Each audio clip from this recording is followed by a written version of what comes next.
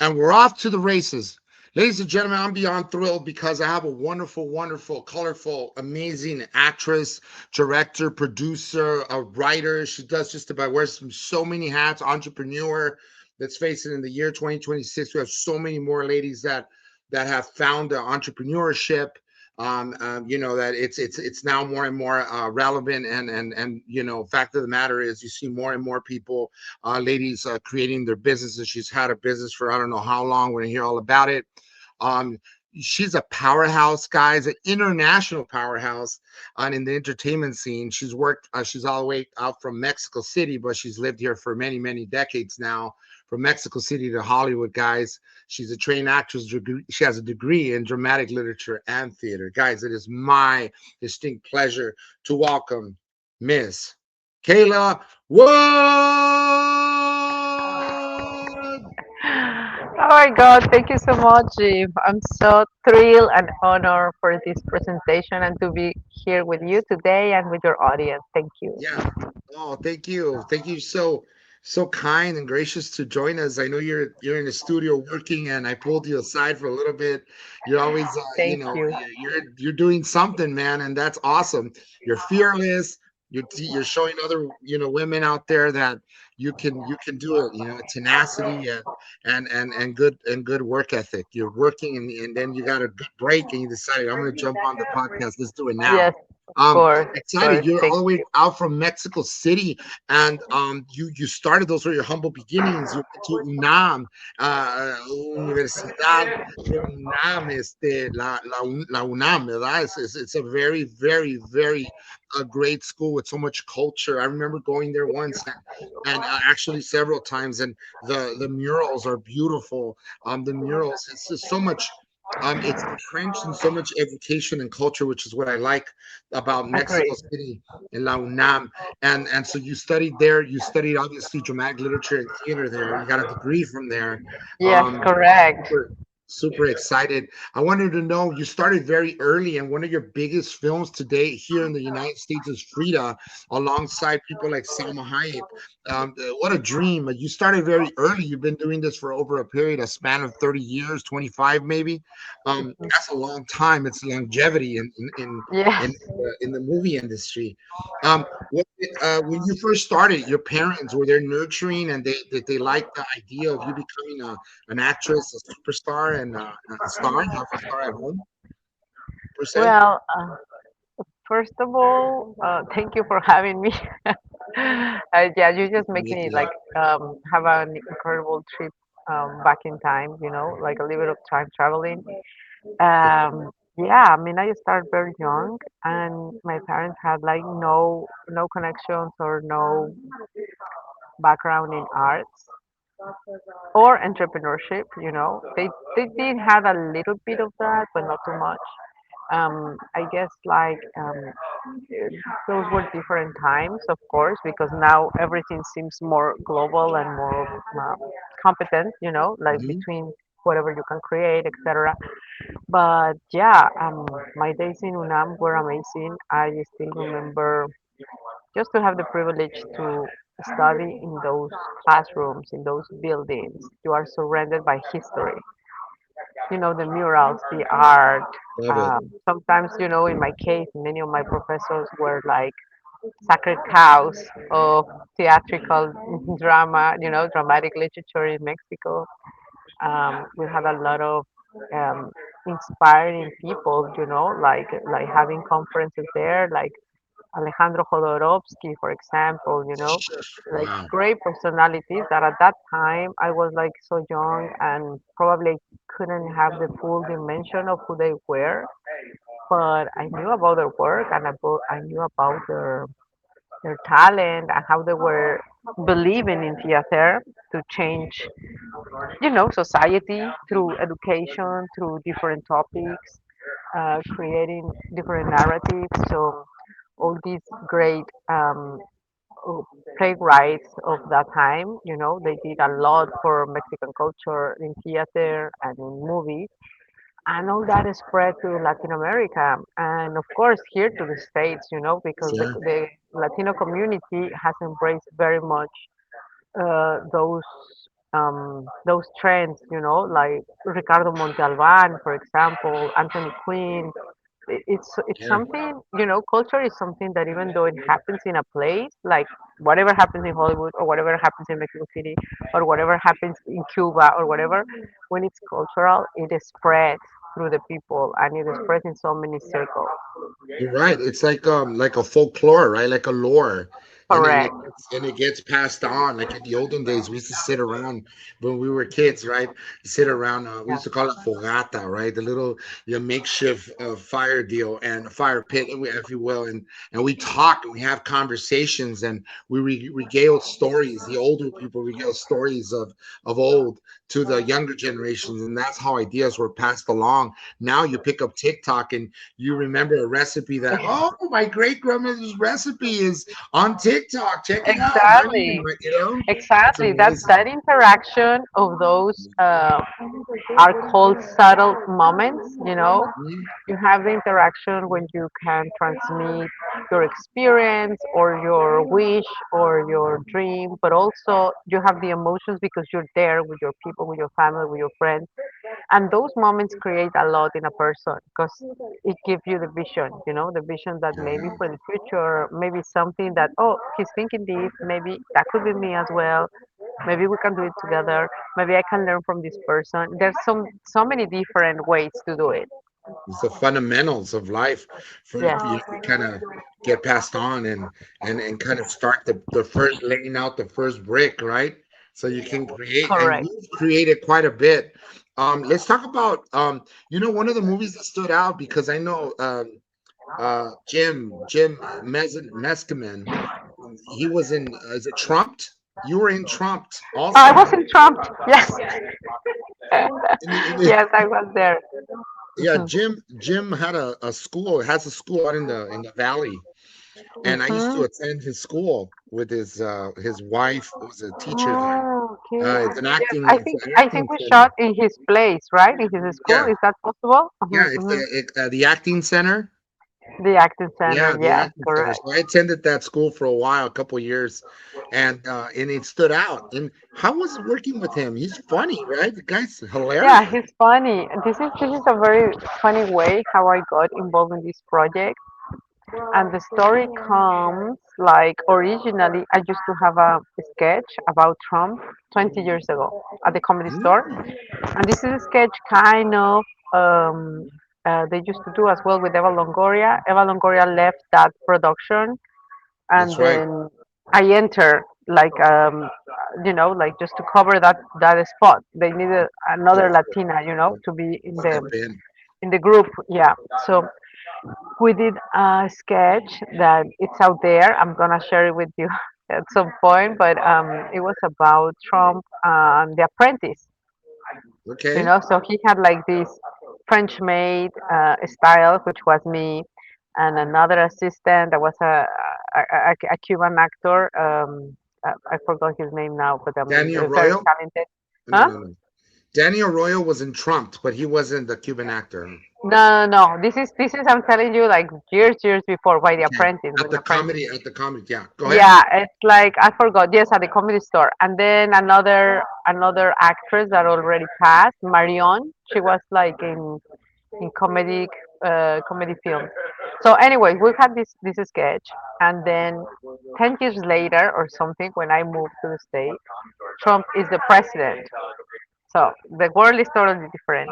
So then Jeff Rector, which is the director of Burbank Film Festival, calls me for this. Like, hey, would you like to be in my series, Trump?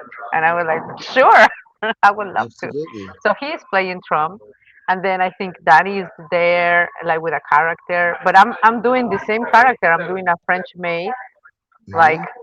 as a coincidence. I don't know if Jeff thought it was a good idea or he liked the sketch of the comedy store. I really don't know like how was the intellectual equation on that. But I was playing the same character but kind of funnier this time, and he wrote the scripts, and it was like a lot of fun to work with them. It was very creative. It was one of those projects, independent, like out of the box, just like to do something for fun. And now that Trump is president again. It's like it's been like so long. Like a But full I mean, circle. eh? Almost a full circle, you know? That's Yeah, what's it's crazy. a full circle. It's like a deja vu. It's like, but I love it. I love it. I really can't wait. I mean, but no more Trump sketches in a long time. I want to go and have dinner at Mar-a-Lago. That's Oh, more in yeah. my mind. I have a question. So your mentorship, your mentors, who were your early mentors that you can maybe share with us, in Mexico City and or Who here? were my mentors? Yeah. Well, of course, I think all of the professors I had. Very early in my career, one of my professors was Alejandro Bichir, which is a great, great Big family of actor, actors, Jamie, director, big Frida, family of actors. Yes, he was he Bruno, was really, Damien. really good with me, like to guide me in theater. He used to teach in Coyoacan, so I used to love his classes. It was just There's a very connection. Before, sorry to interrupt you. Coyoacan, the connection is Frida Kahlo, the Casa Azul, which is in yeah. Coyoacan. I mean, you were participating in the movie Frida. Yeah, yeah. I mean, That's and this fun. was like separated by many years, But I mean, Yeah, Coyoacan. No, yeah. and then in Coyoacan, there's another theater that I perform many times as well, called Foro Coyoacanense. I think it's a very beautiful small theater, I've seen it. and I've I love seen it. Coyoacan. It's so It's full of beautiful. culture, yeah, Lots of and people. everything. Vibrant. A lot of vibrance. Yeah, and a lot of actors, a lot of artists, street Yeah. artists as well. So I love it. It's So bohemian and like Silver Lake a little bit. yes, a little bit, but more like rustic, more Right, like the real right. the real Mexico when the Yeah. city started Authentic. being established. Yeah. Those areas were like the suburbs of the city. So you have Right. Coyoacan, you have San Angelin, you have Tlalpan. All that now is part of the city, but when you go and visit, they look like Mexican curious towns. But it's because they were part of the suburbs of the city, Beautiful. and it's beautiful. People used to be there still, like, I don't know, until the 20s or something, with horses, and of course Love it. we had the cars and other things in the main avenues, because the main area was downtown, which is Zocalo in Mexico. Hmm. I love Yeah. Zocalo. It brings the whole world to get in that one place, and it's so like just beautiful and Yeah, centuries to me, of stories and yeah. history, and yeah, it's very rich. And yeah, I mean, those were my beginnings. I think he was one of my main mentors. Another great mentor that I had, it was a very, very good casting director, Claudia Becker, and her mom, Lonka Becker. They helped me so much with advice and with guidance and with their friendship, of course. I was always honored Are they to be. Kuno Becker's family? Are they related to I Kuno Becker? I don't think so if they are related to Kuno, but I know that Kuno is related to Maria Felix. I do know He's that. It just Yeah, it's just random. I it's don't know. Maybe they it's are. I so don't know. But it's a Lonka Becker, hodgepodge. yeah, Lonka Becker was a great talent manager for many years. And when I met her, she was already very, like, in her last years. Like, she was like kind of old. I mean, because she lived like a long life. And then her daughter was taking the business for many years as well with her, of being a casting director for many of the Mexican movies back in the day, and that's how I started knowing Claudia. And then Claudia introduced me to one of her best friends, which was another talent manager in New York that just recently passed away, Susan Schachter. Sorry to hear that. And she was my manager for many years, and also a great mentor, not only in the business but in life. All these Sure. people and so many more that I can tell you. I learned so much from them about, yeah, the business, but more like about life, about how certain things are, just, Navigate real life sometimes. It's yeah, nice for somebody to take you under their arm, under their wing, and yes, give that yes, mentorship. It's important. yes. And that was very, very important for me because that allowed me to go. further in life in the way that I am naturally. I wasn't Yeah. trapped by people or by situations because I always, thank God, had someone that was, keeping an eye on me. Looking out for you.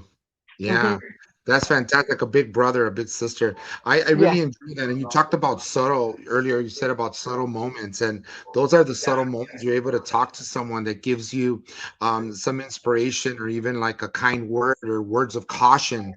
Not to fall into certain pitfalls. That possibly most definitely when you start out in the business, I imagine it was nice to have someone to tell you you may have to meander around that and not go through that because it's murky waters ahead of you. Let me exactly. ask Yeah, exactly. Yeah, there's a lot of that in life in general, but of course in acting, especially in those days. Now it's like so diverse. When you are an actor, when you're a director, you act, you write, you do a lot of things. But back in the day, it was pretty much more selective. You just, if you are an actress, you can only be an actress. If you're a yeah, director, you're only a director. If you're a singer, the same. So I think with time, especially the last 20 years, the world has become more diverse. It has diversified for everybody. So then yeah, you could be an actor, but at the same time, probably have a business in real estate or something sure. else, or another talents. You have actors that are great pianists or vice versa, or painters as well, or Yeah, they write poetry, things like that. I love it. Let me ask you, you worked across so many, like across the spectrum of like different formats, film, television, and theater. Which medium do you feel that you like best? Or perhaps I like one thing over the other, or I like all three the same, or you know. Well, in general, I like all of it because at the end of the day, it's acting. In personal experience, and probably what I have heard from people that are very close to me, uh, they believe it's kind of more magical theater. It's more like my natural element, probably. I think they might be right. But I love TV and film, especially now how it gets done. It has like a lot of other elements that help you to perform even better, to Sure. dissect the feelings even better. So I'm always very eager to learn more and have more opportunities to explore it. But I mean, theater is something that has been there for centuries, since Yeah. the beginning of the literature. Before So before there was a I guess camera, it will, right? yeah, I guess it will stay forever. Let me ask you something. I love listening to you. You're super enriching with your experience and insightful in many ways. And I Okay. love that. Obviously, you're being triumphant in the United States, no different than in Mexico. And you came to the United States to say, hey, you know what? I want to try my luck over there and do some filming, not because you didn't have a career, but you wanted to pave another career in the United States. And now they both, all the worlds have meshed as one. Let me ask you, um, we talk about we just talked about the theater, and I do in passing want to say that theater is great because it's the one thing or one deal where the formula is the same. It's not contrived. You act, and each time you come in late on the boards, as they say, right? Each time you come out, it's a different um it's almost like a different organic performance, if you will. You bring something different each time almost, and I think I like that as far as theater. I don't know if you echo that sentiment.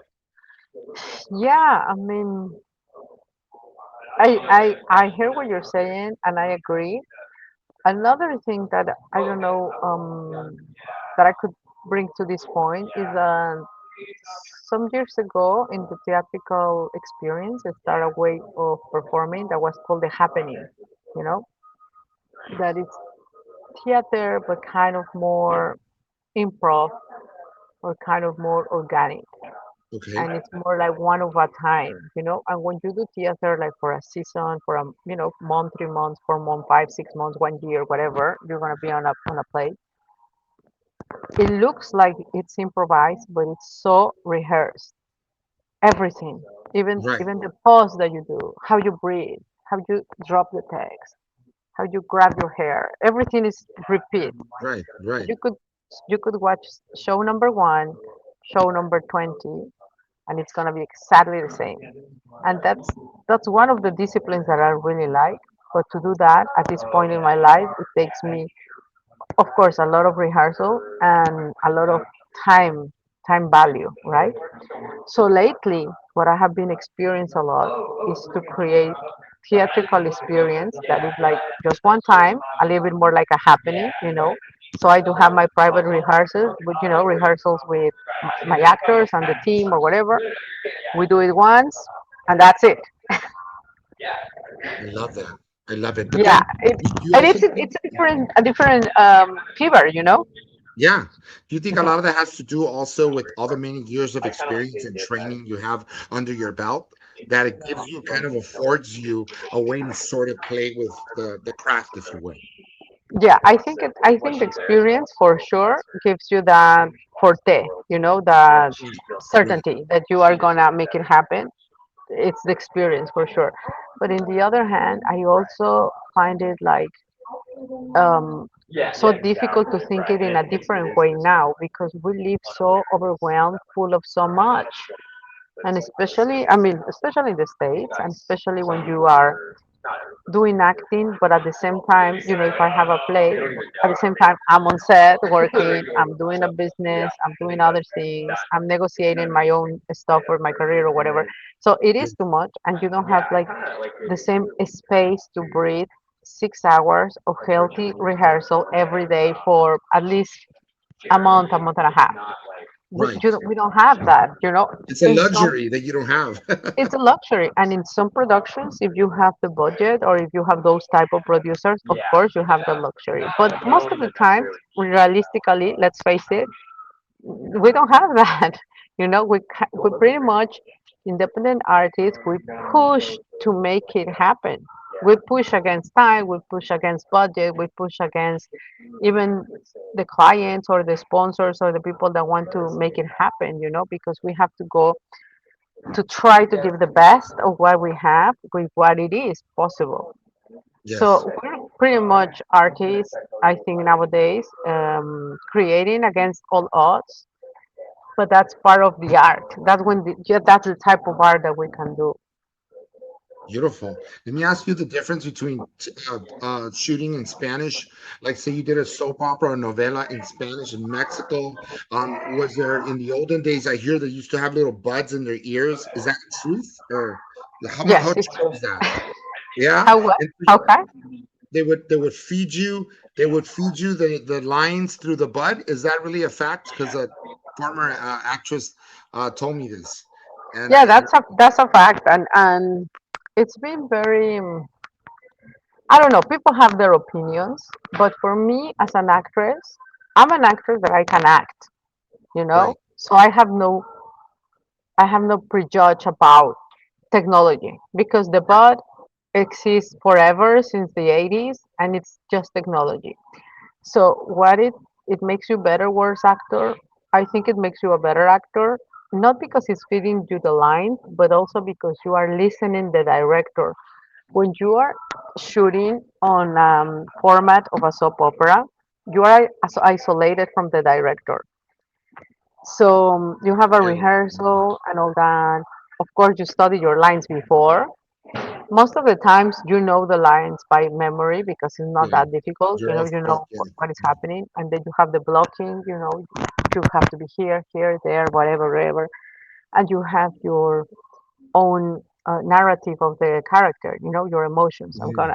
You're gonna be sad here. Here you're gonna cry. Here you're gonna be with anger because you have to understand the media you're working for. You have a scene of 2 minutes and you have 20 seconds to portray each one of the different emotions of the scene, Wow. right? Mhm. Otherwise, it would be very monotonous, like you are Yeah, not changing. right. Yeah, There's no so emotion. exactly, exactly. So when you have the body is it's feeding you and it's telling you, of course, you're repeating, but also you're putting the emotions, you know, but also, if by a mistake you don't make to your mark or you are being blocked by shadow or something, they can tell you. we're switching on you. You're on the in the shadow. Get to the light. Go to your light. Get it. Move to the mark. You're blocking him. Move it. Open a little bit more. You have to kiss him now. Because there are certain things that even though you have it on the blockage, you have to understand that the soap opera is switching life. Is life switching. In the moment they are choosing what is the best of each scene. Even though then it goes to a final editor or whatever, they do that cut in each one that they are shooting. So it has a reason to be used. Wow, that sounds like it sounds a little challenging, but I'm sure it's like everything else. You get used to this whole new method, as starting out. But I really like how you sort of made sense of it for us, and you're able to break it down. Thank you, Kate, like only you could. Oh, thank Um, you. so you can't really talk too much about the set you're on, or could you shed a little light on what you're doing there, or where you're at now, or is that like you signed a No, sure, CPA sure. I or mean, it's like when you're trying to do like uh every workday actor, you have like all these different kind of projects or things or productions that hire you just to be part of the cast or whatever. okay, And this is the kind of production that I'm working for today. I work regularly with them on episodes, like whatever part they have for me, I'll take it because they have been very supportive with my career and giving me always the opportunity to play different roles or just to be as part of the ensemble. So ensemble? that's what I'm doing today. Yeah, and they seem to like you a lot and everything. And I noticed how they gave you a little Thank space that you could join me on this wonderful podcast. thank you. I'm No, glad they I are have about amazing. they are. I have about maybe like 3 minutes for you. I just want to ask you, the transition from when you came from Mexico to the United States, was it difficult for you to get acclimated with Hollywood, as it were? Yeah, I mean, I don't know if the word would be difficult. I mean, for me, in my case, I come to be an established actor, but I never had any major firms behind me or studios or nothing. So I came here by my own foot Right. with Yes. my own money that I made acting in Mexico, and I got my permits, my agents, my managers, all that by myself. So I never experienced the connections, the direct connections through the corporations, like, oh, I have this person that is going to do this. Da, da, da. I saw that with many colleagues closely enough, to see how it is.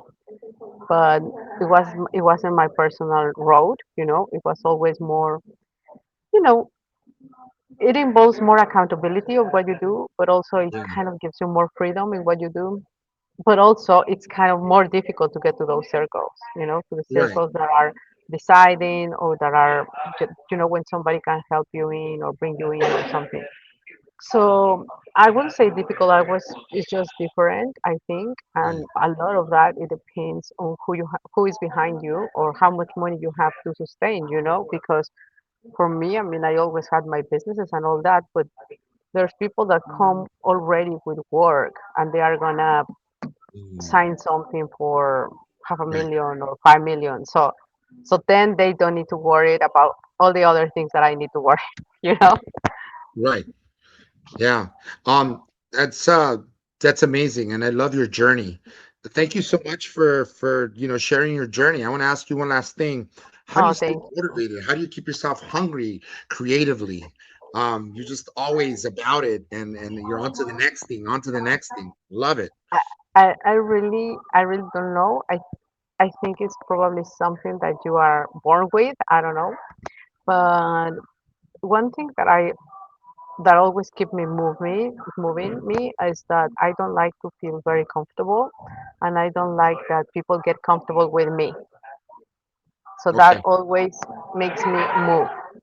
You know, this is like in my career, in business, in many things. When when you start feeling like a little bit suffocated by certain attitudes, certain way of the things are being posed to you, or the way that people are assuming that you are, or people think that they know you, or things like that, it's like when I feel like, okay, this is not me in my nature, because I always want Yeah. to, I want to try to be a better person, give more to life, to the world, to whatever are my surroundings, my family, my friends, to bring more to the table. But I don't want to be taken advantage in order to be able to do that, or I don't like to be not paid or ignored or begging for Sure. opportunities or things like that that are the common, the bread and butter of everything in this type of career. So I think that's what keeps me hungry. Yeah, I love it because you're self catalyst.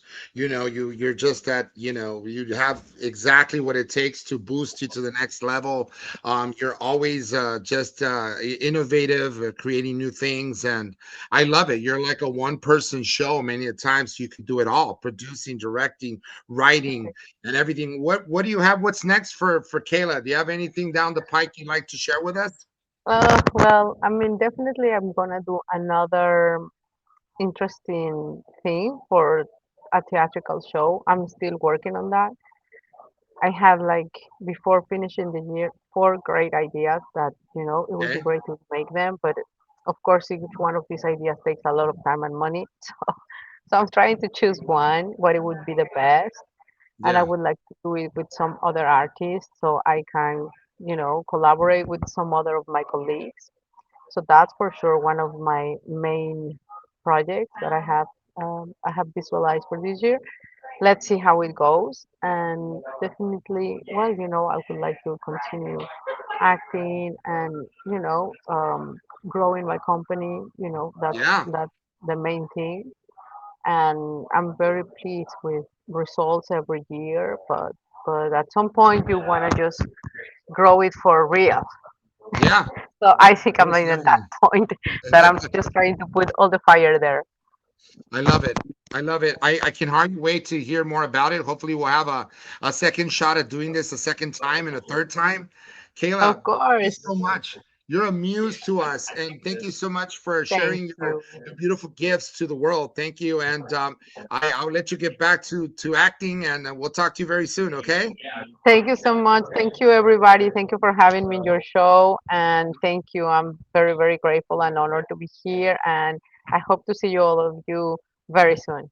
Make sure you follow Kayla. Kayla Wood. I have it down there. The IG is that across the board. Kayla Wood on Yes. all platforms. IG Kayla Wood, also on Twitter. I don't use it very much, but also there. And TikTok is Kayla Wood Actress Yeah. or Actress One, something like that. But you'll find Okay. me there. You'll find me I'll there. find you. We'll find you for sure. Kayla, it's been Thank such you. an Bye. honor and privilege. Thank you so much. God bless you. Thank you. God bless you too. Thank you, everybody. Happy New Bye. Year. All right. Happy New Year. Bye bye.